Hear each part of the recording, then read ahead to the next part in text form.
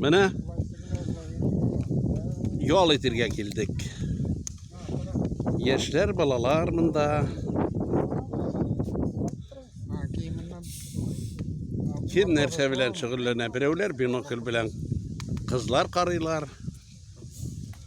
İkinciler aş su hazırlaylar. Kimdir şaşlık hazırlayır, kimdir itni, şuda piste hazırlayır, şuda turba diler bu yakta.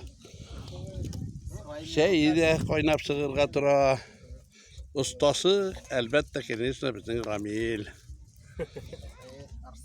Arslanov. İng şaşlışnik bizden Faridoviç. Fenil. Nuka işlepengni vilayetip Kurşeteli. Mene malatsı. Mene hakitemiz erem tamaklarga, aşarga kütüp oturgan kişilerge. Ot. Danisabızı adaşıp yürüy. Mene bunda kızlar, kütüler, şaşlık. İsen misiniz kızlar? Bunda bir abi işitmeyi artı bilen oturgan. Üstlerini hazırlayanlar. Konaklar. Mene. Gidip oturacaklar. İsen mi abiye?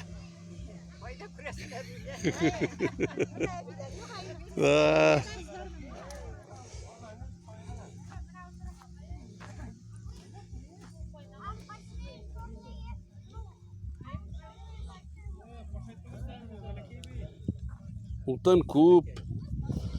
Gitmese pısırga da bula.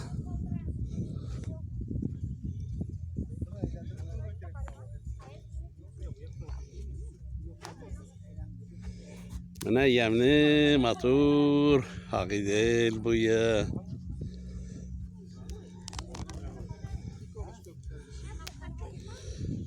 Yarı işen sağ bulağız.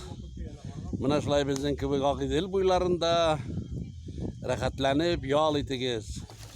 Alige.